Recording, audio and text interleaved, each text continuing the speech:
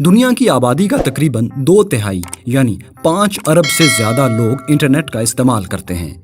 Information की बरवक्त रसाई के लिए इंटरनेट पर चलने वाले सोशल मीडिया को इस वक्त सबसे तेज़ और मुस्तनद सोर्स भी समझा जाता है। एक अंदाजे के मुताबिक इस वक्त तकरीबन 2 अरब वेबसाइट्स मौजूद हैं जो इंटरनेट सार्फिन को मुतल्लका मालूमात या तफरीह फराहम कर रही हैं।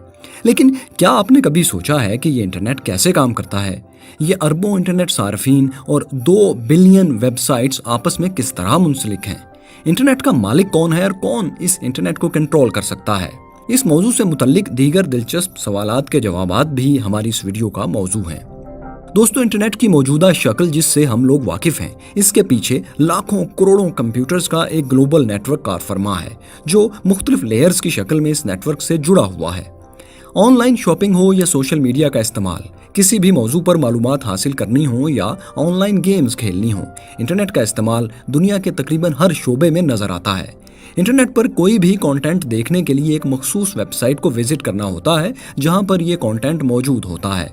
वेबसाइट का नाम कैसे हासिल किया जाता है, कौन हमारी वेबसाइट को रजिस्टर करता है और इंटरनेट पर मौजूद वेबसाइट्स को कौन कंट्रोल और मैनेज करता है, इन सवालों के जवाब जानने के लिए इंटरनेट के चंद बुनियादी कॉन्सेप्ट्स को जानना बहुत ज़रूरी है।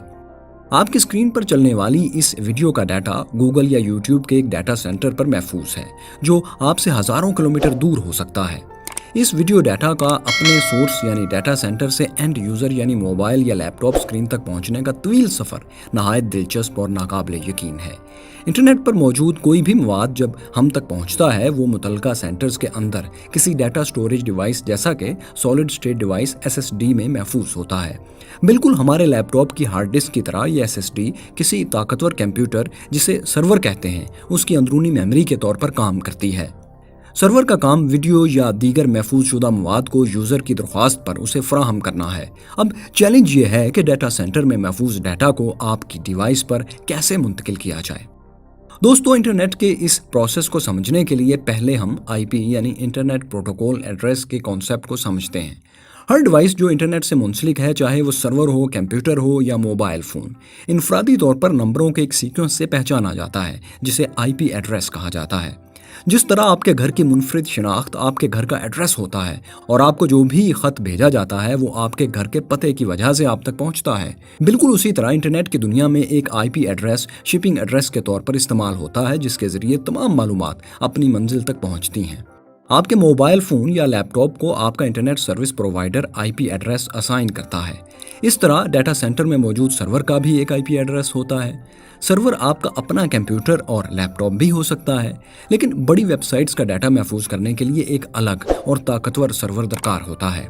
गूगल या यूट्यूब जैसी वेबसाइट्स के लिए तो पूरा डाटा सेंटर ही स्टोरेज के लिए वक्फ होता है। चूंकि ये सर्वर वेबसाइट को स्टोर करता है, लिहाजा आप सर्वर का IP एड्रेस जानकर ही किसी वेबसाइट तक रसाई हासिल कर सकते हैं। अब किसी एक शख्स के लिए इतने ज़्यादा IP एड्रेस याद रखना बहुत मुश्किल काम है, इसलिए इस मसले को हल करने के लिए youtube.com या facebook.com वगैरह जैसे डोमेन नेम इस्तेमाल किए जाते हैं जो IP एड्रेस से मुताबिकत रखते हैं। अब सवाल ये पैदा होता है कि इंटरनेट को हमारी डोमेन नेम के मुताबिक IP एड्रेस कहाँ से मिलते हैं।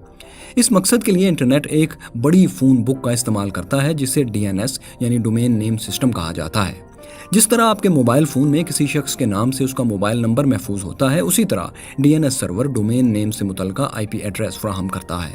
मुख्तसर ये कि आप अपने वेब ब्राउज़र पर डोमेन का नाम दर्ज करते हैं और ब्राउज़र मुतल्लका IP एड्रेस हासिल करने के लिए DNS सर्वर को दरख्वास्त भेज देता है। IP एड्रेस हासिल करने के बाद आपका ब्राउज़र डाटा हासिल करने की दरख्वास्त मुतल्लका डाटा सेंटर पर मौजूद सर्वर को भेजता है। एक बार जब सर्वर को किसी मखसूस वेबसाइट तक रसाई की दरख्वास्त मिल जाती है तो डाटा का बहाव शुरू हो जाता है। दोस्तों, यकीनन आपके जहन में ये सवाल आया होगा कि ये डोमेन नेम कौन असाइन करता है। एक डोमेन नेम के नाम से पूरी दुनिया में एक ही वेबसाइट होती है, लिहाजा कोई तो होगा जो इसको रजिस्टर और मैनेज करता होगा। आइए इसका जवाब जानने की कोशिश करते हैं।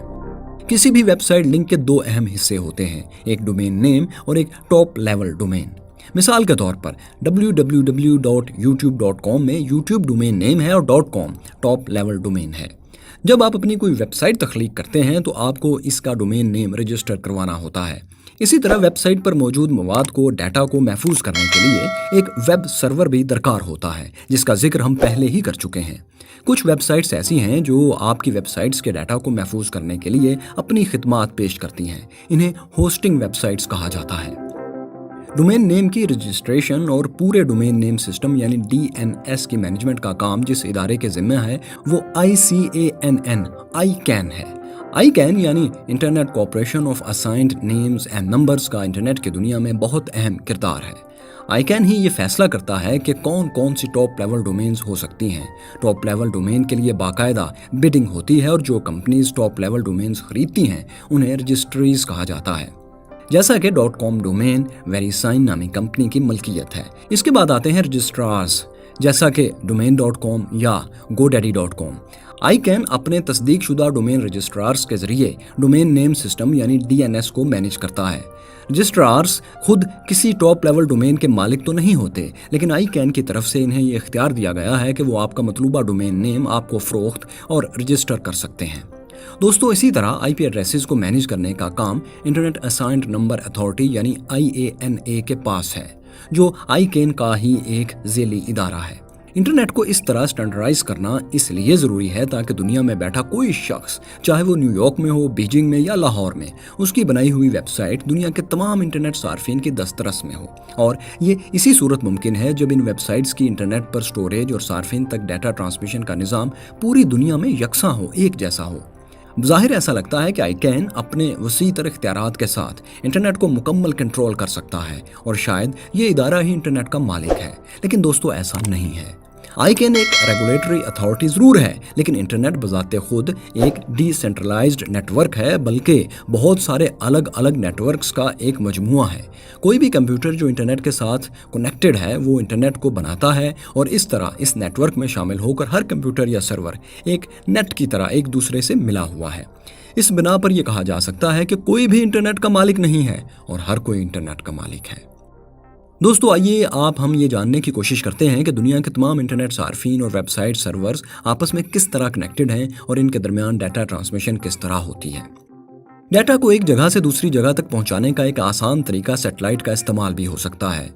डाटा सेंटर से एक एंटीना के जरिए सैटेलाइट को एक सिग्नल भेजा जाता है और फिर सैटेलाइट से एक सिग्नल आपके मोबाइल फ़ोन पर आपके करीब मौजूद दूसरे एंटीना के जरिए पहुंच जाता है। यहाँ डाटा की तरसील का ये तरीका मुख्तलिफ वजूहात की बिना पर इतना मौजू नहीं है। सैटेलाइट दुनिया के ख़त इस्तवा यानी इक्वेटर से तकरीबन 36,000 किलोमीटर के फासले पर मौजूद है। लिहाजा डाटा ट्रांसमिशन के कामयाब होने के लिए डाटा को कुल 72,000 किलोमीटर का फासला तय करना होता है। इतनी लंबी मुसाफत सिग्नल वसूल करने में खासी ताख़ीर का बायस बनती है, जो कि ज़्यादातर इंटरनेट एप्लीकेशंस के लिए नाकाबिल कबूल है। मज़ीद ये कि मौसम की ख़राबी इस कम्युनिकेशन पर असरअंदाज होती है। इसके अलावा बैंडविड्थ की कमी और दीगर तकनीकी मसाइल भी इस तर्ज की कम्युनिकेशन की राह में रुकावट है। क्योंकि इंटरनेट की कम्युनिकेशन इतने बड़े स्केल पर बजरिया सैटेलाइट इतनी मौजू नहीं, इसलिए अब हम आपको ये बताते हैं कि प्रैक्टिकली ये सब दरअसल होता कैसे है। इस मकसद के लिए ऑप्टिकल फाइबर्स का एक बहुत वसी निज़ाम मौजूद है, जिसके ज़रिए डिजिटल डाटा लाइट पल्सेस की सूरत में मुंतकिल किया जाता है। दुनिया में ऑप्टिकल फाइबर्स का मुकम्मल नेटवर्क 3 मुख्तलिफ लेवल्स में तकसीम किया गया है, जिन्हें टीयर्स कहा जाता है। टीयर 1 पर ऑप्टिकल फाइबर के जरिए दुनिया के तमाम बर्रे आज़मों, कॉन्टिनेंट्स को और कंट्रीज़ को मिलाया गया है। इस दौरान उन्हें अक्सर दुश्वार गुजार इलाकों जैसे पहाड़ों या समंदर के नीचे से भी गुजारना पड़ता है। टीयर 1 के मशहूर ISPs में AT&T, NTT, वेरिज़ोन और TATA कम्युनिकेशंस शामिल हैं। इससे नीचे मुल्कों के अंदर मुख्तलिफ रियासतों और सूबों और शहरों को आपस में मिलाने के लिए ISPs टीयर 2 काम करते हैं। इसके बाद टीयर 3 ISPs आते हैं, जो कि सिर्फ एक मखसूस इलाके के सार्फिन को आपस में मिलाते हैं और बैक एंड पर टीयर 2 और बिलाखिर टीयर 1 नेटवर्क से मिले होते हैं। यहाँ ये बात जानना भी नहायत अहम है कि पाकिस्तान समेत कुछ ममालिक ऐसे हैं जहाँ टीयर 3 नेटवर्क ऑप्टिकल फाइबर्स के बजाय कॉपर की तारों से कायम किया गया है, लेकिन इंटरनेट से कनेक्ट होते ही कहीं ना कहीं आप ऑप्टिकल फाइबर के इस नेटवर्क के साथ ज़रूर मुंसलिक हो जाते हैं। अगर आप सेलुलर यानी मोबाइल डाटा या किसी भी वायरलेस इंटरनेट डिवाइस का इस्तेमाल करते हुए इंटरनेट तक रसाई हासिल कर रहे हैं, तो ऐसे मामलात में सिग्नल या डाटा को ऑप्टिकल केबल के जरिए पहले मोबाइल टावर को भेजा जाता है और फिर ये डाटा इलेक्ट्रोमैग्नेटिक वेव्स की सूरत में टावर से आपके सेल फोन या इंटरनेट डिवाइस तक पहुंचता है। इसी तरह हमारे घरों में इस्तेमाल होने वाला वायरलेस राउटर भी केबल के जरिए आने वाले सिग्नल को ही आपके मोबाइल फ़ोन या लैपटॉप तक वायरलेसली ट्रांसमिट करता है। यूं दुनिया में मौजूद तमाम इंटरनेट सार्फिन ऑप्टिकल फाइबर के इस वसी नेटवर्क से किसी न किसी तरह जुड़े होते हैं और इसी नेटवर्क के जरिए एक दूसरे से कनेक्टेड होते हैं। ऑप्टिकल फाइबर्स के जरिए डाटा को पैकेट्स की सूरत में भेजा जाता है और इसके लिए मुख्तलिफ प्रोटोकॉल्स इस्तेमाल होते हैं। प्रोटोकॉल्स डाटा पैकेट के साथ सोर्स और डेस्टिनेशंस के पते को मुंसलिक करने और इनकी सिक्योरिटी के हवाले से असूल वज़ा करते हैं। इंटरनेट बिलाशुबा इंफॉर्मेशन, एंटरटेनमेंट और कम्युनिकेशन का एक जदीद ज़रिया है। आज की इस मालूमाती वीडियो में हमने इंटरनेट की टेक्नोलॉजी को समझा और ये जाना कि इस वसी नेटवर्क को बनाने और मैनेज करने में कौन कौन से मराहल शामिल हैं।